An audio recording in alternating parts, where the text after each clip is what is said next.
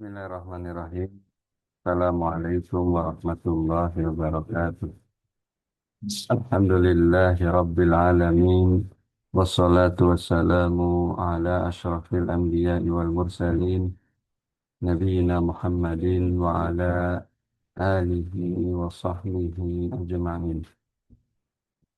Asyhadu an la ilaha illallah wahdahu la syarika lah. Wa asyhadu anna Muhammadan abduhu wa rasuluh. اللهم لا سهل إلا ما جعلته سهلا وأنت تجعل الحزن سهلا إذا شئت اللهم لا علم لنا إلا ما علمتنا إنك أنت العليم الحكيم اللهم فقهنا في دينك وعلمنا ما ينفعنا وارزقنا إخلاصا في القول والعمل وزدنا علما يا أرحم الراحمين يا معلم آدم علمنا ويا مفهم إبراهيم وسليمان fahimna. Baik, kita lanjutkan bahasan syarah kitab Tauhid yang ditulis oleh Imam Muhammad bin Abdul Wahhab bin Sulaiman At-Tamimi yang wafat pada tahun 1206 Hijriah. Alhamdulillah kita bisa memulainya lagi sebelum sebelum libur Ramadan. Kita sampai kepada bab maja'a fi zabhi li ghairillah. Hukum menyembelih untuk selain Allah, yang menyembelih hewannya untuk selain Allah. Dan al-musannif membawakan 4 dalil. Ya, membawakan 4 dalil. Dalil yang pertama surat Al-An'am. Qul inna salati wa nusuki wa mahyaya wa mamati ya, dan seterusnya lillahi rabbil alamin. Naam. Dalil yang kedua firman Allah Ta'ala fasalli li rabbika wanhar. Dalil yang ketiga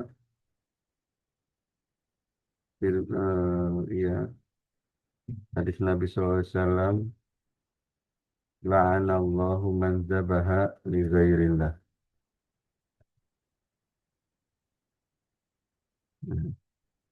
La'anallahu man zabaha li ghairillah.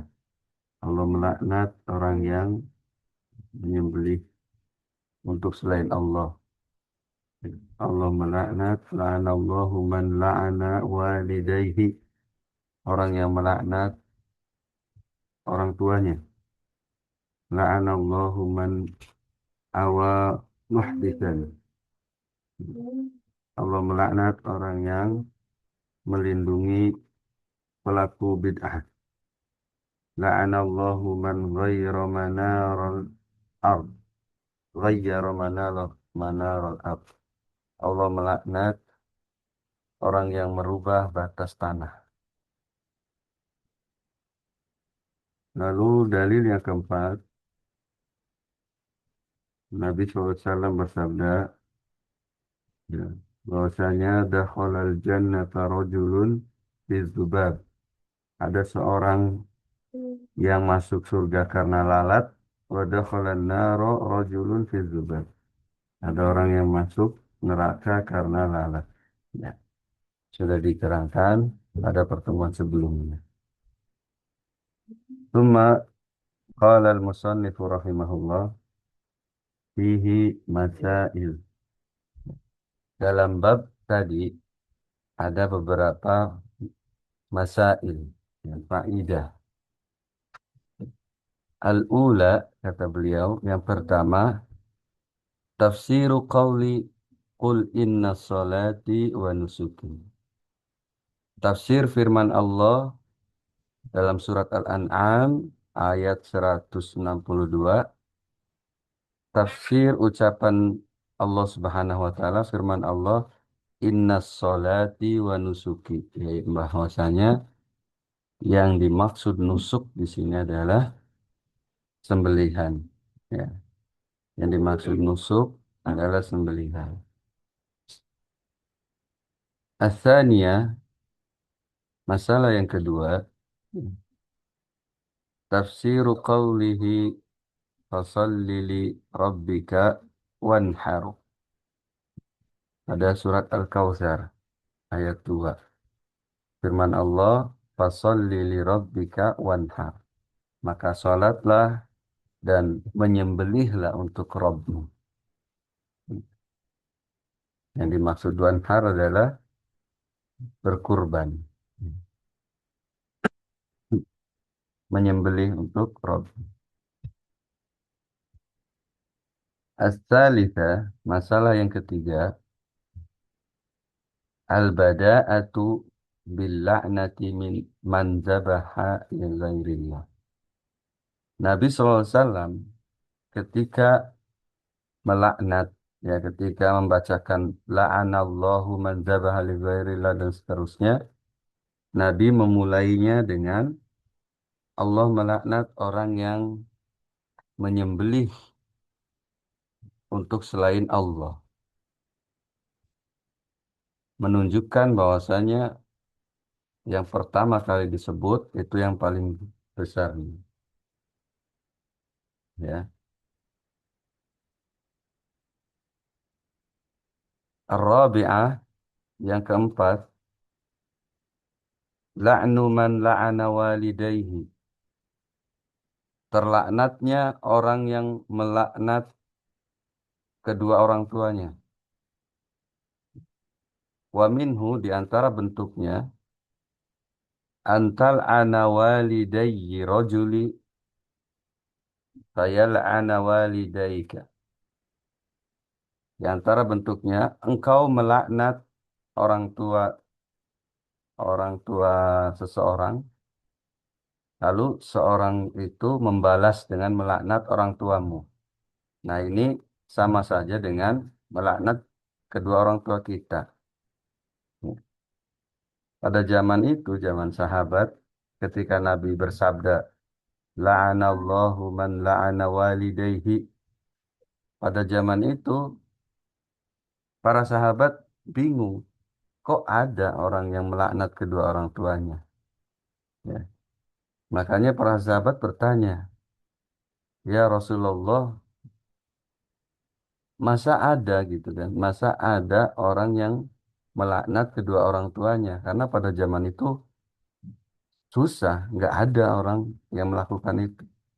Kalau zaman sekarang banyak, ya.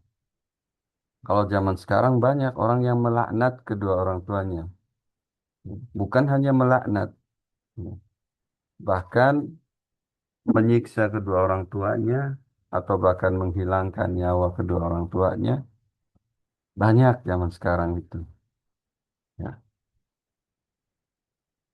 Baru-baru ada berita, ya, seorang anak yang kecanduan judi online, ya, main slot, memutilasi ibu kandungnya. Waliyadzubillah. Nah, ini luar biasa. Nah, ketika baru-baru ini, ya, ini kita merekam ini tanggal berapa ini sekarang? 20 Syawal, ya. 1447 Hijriah. Al-Khamisah, ya, masalah yang kelima, la'nu man awa muhdisan. Terlaknatnya orang yang melindungi pelaku bid'ah. Pelaku bid'ah di sini dijelaskan oleh beliau, wa huwa rajulu yuhdisu syai'an yajibu fihi haqqullah. Ya. Fayaltaji'u ila man yujiruhu min dzalik. Yaitu seseorang yang melakukan perbuatan yang mengharuskan ada hak Allah di situ. Misalnya mencuri, potong tangan gitu ya. Itu hak Allah. Mencuri dipotong tangan, kemudian dia minta perlindungan kepada seorang dan seorang itu melindungi dia. Nah, itu dia yang terlaknat. Ya, yang dimaksud bid'ah di sini adalah lebih luas lagi. Ya. Satu contoh misalnya ada koruptor, koruptor orang yang memakan uang orang lain, ya, sudah tertangkap di peradilan, dia minta perlindungan kepada orang. Nah, orang itu melindungi koruptor. Nah, orang yang melindunginya Allah laknat. Ya, Allah laknat. As-sadisah, masalah yang keenam, la'nu man ghayyara manaral ard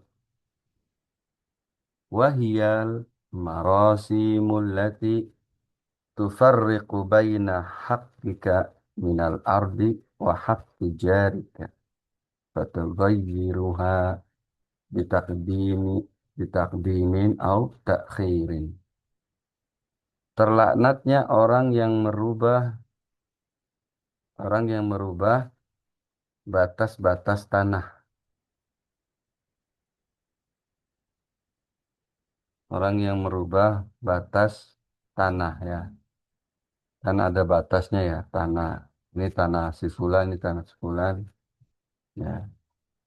Jadi entah itu dia memajukan atau memundurkan batas-batas tanah tersebut ya. Itu dirubah sama dia. Nah, itu terlaknat. Walaupun merubahnya hanya sejengkal ya. Kata Nabi SAW, ya Allah akan mengalungkan 7 lapis bumi nanti di akhirat bagi orang yang merubah batas tanah, curang. Ya, sejengkal saja hukumannya adalah dikalungkan 7 lapis bumi. Ya, ini yang merubah sejengkal, apalagi yang bikin sertifikat palsu, merampas tanah orang. Ya, ini bagi orang-orang yang memiliki bagi orang-orang yang memiliki kekuatan, baik itu kekuatan secara sosial ya, ataupun kekuatan harta, terkadang semena-mena dia berbuat, ya, merebut tanah orang miskin, ya, dengan dia membayar notaris dan yang lainnya, bekerja sama kong kali kong dengan BPN dan yang lainnya misalnya, ya, tapi sedikit ya, mungkin juga nggak ada, ini hanya spekulasi saja.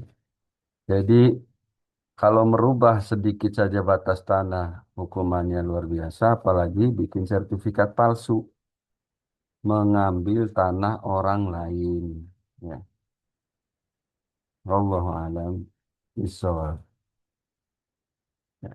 As-sabi'ah, masalah yang ketujuh, kata beliau, al-farqu baina la'nil mu'ayyani wa la'ni ahli ma'asi ala sabilil umum. Bedakan justru apa ya, jelas berbeda antara melaknat individu tertentu dengan melaknat secara umum, melaknat perbuatannya.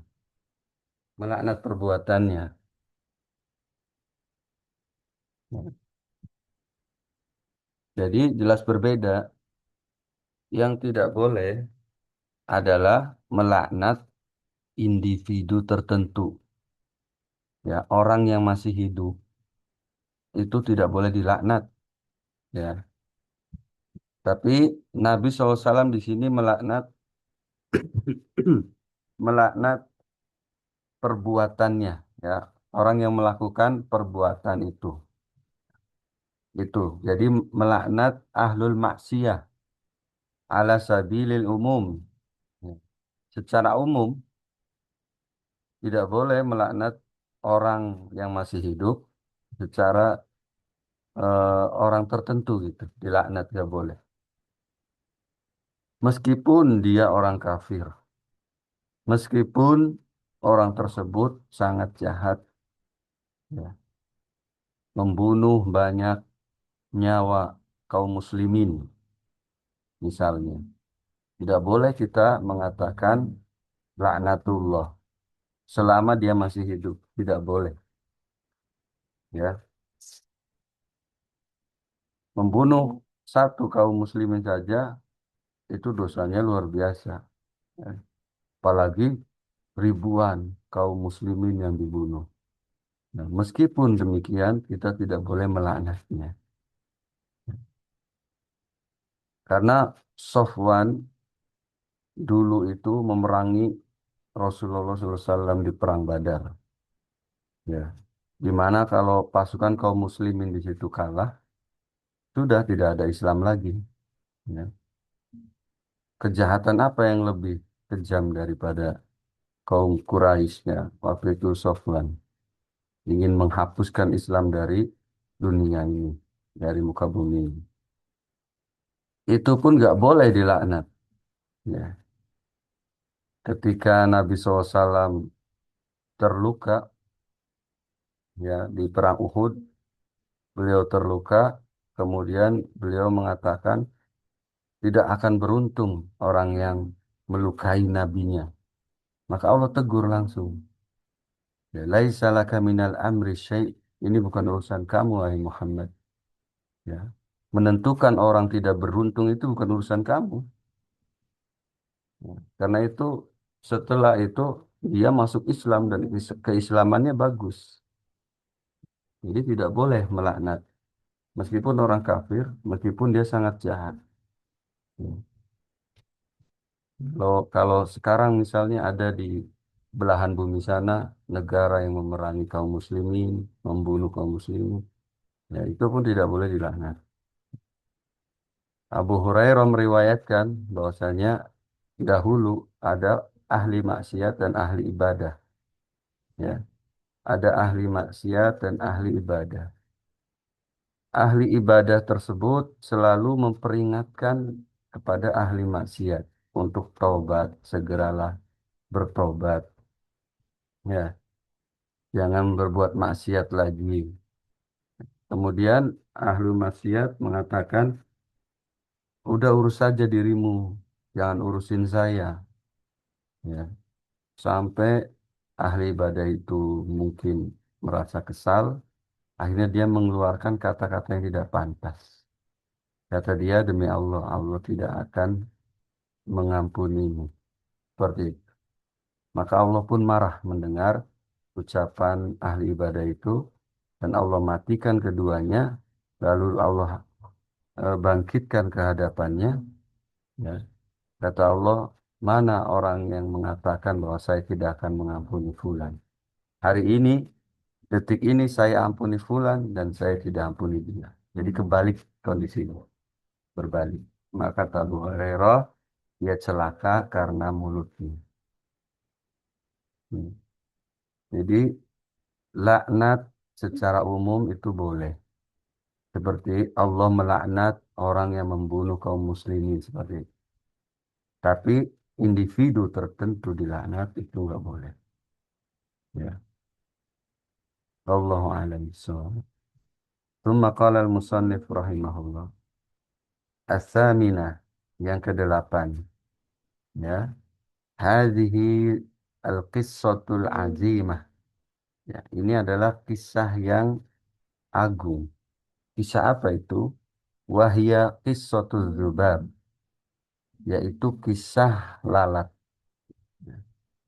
Kisah orang yang masuk surga karena lalat dan masuk neraka karena lalat. Ini kisah yang terjadi pada orang dahulu, kisah-kisah orang terdahulu, ya, dan ini benar-benar terjadi. Ya, kisah yang agung ini. At-tasi'ah, yang kesembilan, masalah yang kesembilan. Kaunuhu dakhalan naro bisababi dzalika dzubabi alladhi lam yaqsidhu bal fa'alahu takhallusan min syarrihim. dia masuk neraka, ya, disebabkan oleh lalat, padahal dia dari rumah itu tidak memaksudkan ingin ingin mengorbankan lalat, ya. Tidak memaksudkan ingin mengorbankan apapun untuk siapapun, ya.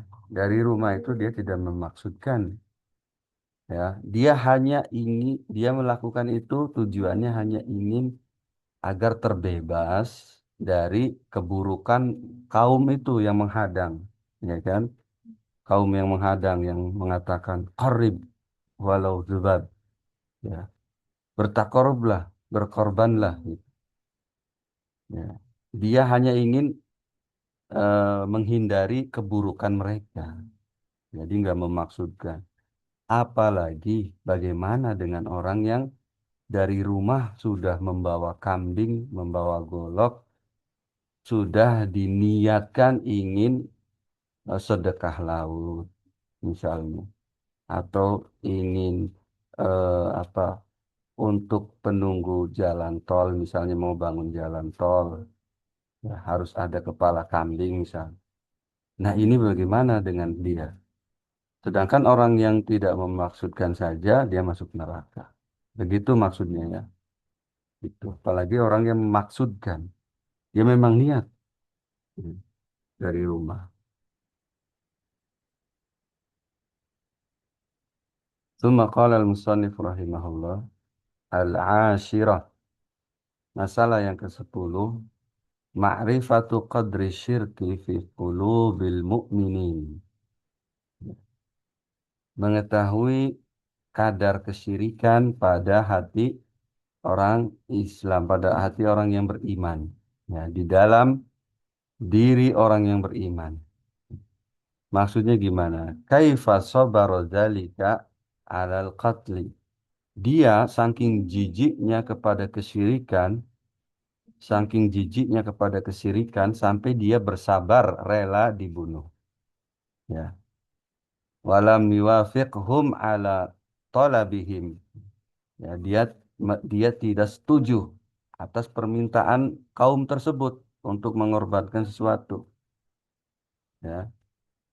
Orang yang beriman yang masuk surga itu gara-gara lalat, saking jijiknya kepada kesyirikan lebih baik mati. Ya, dia nggak setuju dengan permintaan untuk mengorbankan lalat. Ma'akaunihim, kata beliau, kata Syekh Muhammad, ma'akaunihim lam yatlubu illa al-amal zahira. Padahal mereka itu tidak meminta kecuali amalan yang nampak saja. Ya, kecuali amalan tampak saja. Kalau saja dia, ya udah saya mau matiin lalat gitu. Tapi hatinya mengingkari, dia akan selamat, maksudnya gitu.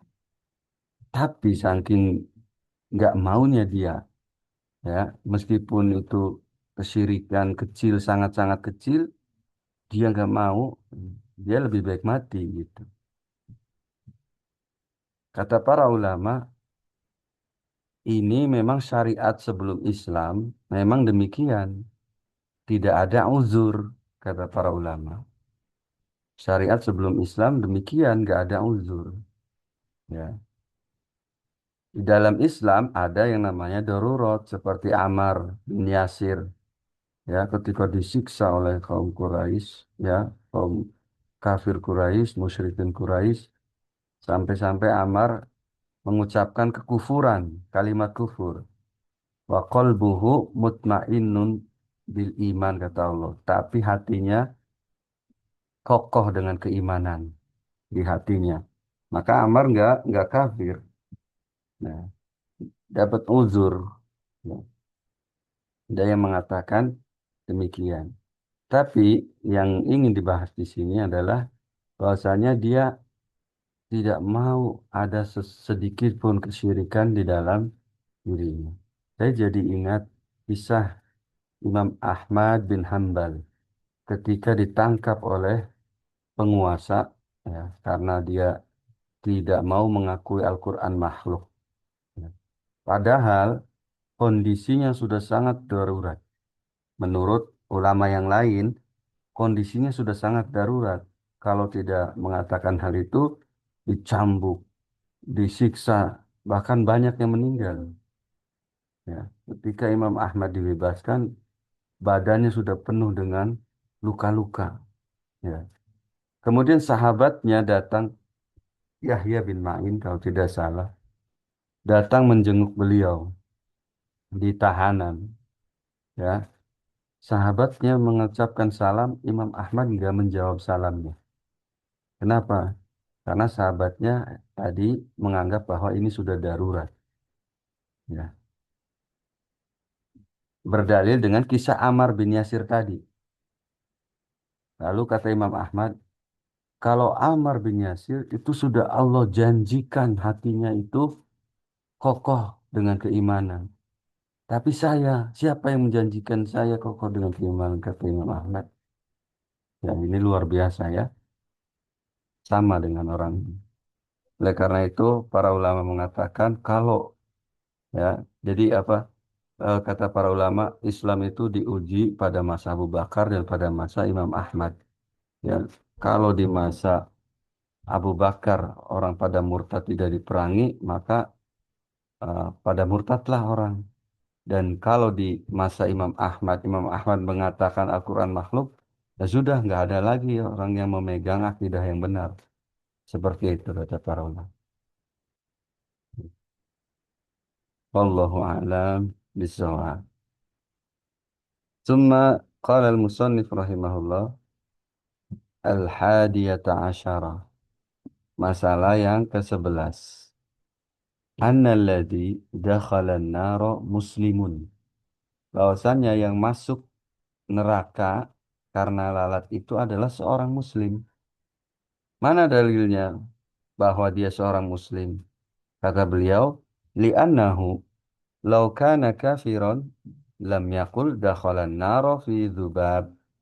Karena kalau dia seorang kafir bukan orang muslim, ya, maka Nabi nggak akan bersabda masuk neraka karena dzubab, karena lalat. Kenapa demikian? Karena orang kafir masuk neraka karena kekafirannya, bukan karena lalat. Ya. Oleh karena itu, ini menunjukkan bahwa orang itu sebelumnya adalah orang Muslim yang masuk neraka itu. Ya. As-saniyata asyarah. Masalah yang ke-12. Fihi syahidun lil hadis sahih. Di dalam kisah ini, di dalam kisah masuk neraka, masuk surga karena lalat dan masuk neraka karena lalat ini, ada penguat syahid, ya, ada penguat bagi hadis sahih, ya, yang mengatakan al jannatu aqrabu ila ahadikum min syiraki na'lihi wan naru mislu dzalik. Surga itu lebih dekat dari kalian, ya, lebih dekat dari kalian daripada tali sendal kalian, ya, daripada tali sendalnya kata Nabi. Neraka juga sama, lebih dekat, ya. Ini penguat. Karena maksudnya apa? Orang itu tergantung kondisi ketika wafatnya. Tergantung kondisi ketika akhir hayatnya. Ya. Jadi surga dan neraka itu hanya disekat oleh kematian, kata Ibnul Qayyim. Ya, bahwasanya surga dan neraka itu hanya dihalangi oleh kematian, hanya disekat oleh kematian. Ya, tergantung orang itu menutup kehidupannya dengan apa. Kalau dia menutup kehidupannya dengan kekafiran, kesyirikan, ya, neraka baginya. Tapi kalau dia menutup kehidupannya dengan sesuatu yang dianjurkan dengan Islam, dengan iman, ya, peluang masuk surga sangat besar. Semoga kita semuanya diwafatkan dalam keadaan iman dan Islam. Allahumma amin. As-salisata asyarah, masalah yang ke-13. Kata beliau, ma'rifatu anna amalal qalbi huwal maqsudul a'zam. Kita mengetahui bahwasanya amalan hati itu adalah tujuan yang paling besar nih. Ya. Hatta inda abadatil asnam. Ya. Hatta yaitu meskipun di sisi para penyembah berhala. Ya. Jadi maksudnya apa? Maksudnya berikanlah seekor lalat. Ya. Maksudnya bukan seekor lalatnya sih. Gitu. Maksudnya supaya orang memberikan seekor lalat menandakan hatinya telah dimiliki oleh berhala tadi. Lalat itu apa sih disembelih juga nggak ada darahnya, kemudian nggak bisa dimanfaatkan. Buat apa dagingnya? Nggak bisa dimanfaatkan, ya dipelihara juga nggak gede-gede lalat itu, ya segitu-gitu aja. Tapi bukan itunya, mereka itu menginginkan dia hatinya itu diserahkan kepada berhala tadi, ya. Dan melakukan itu menandakan hatinya sudah ditawan. Makanya di antara bentuk ibadah kata Ibnu Taimiyah, di antara bentuk ibadah adalah mahabbah, ya, kecintaan, tertawannya hati. Ya. Makanya tertawannya badan, tertawannya badan itu masih ringan daripada tertawannya hati. Ya, ketika orang sudah melakukan apa yang diminta oleh orang tersebut, berarti hatinya sudah diberikan kepada dia, kepada berhala tersebut. Ya.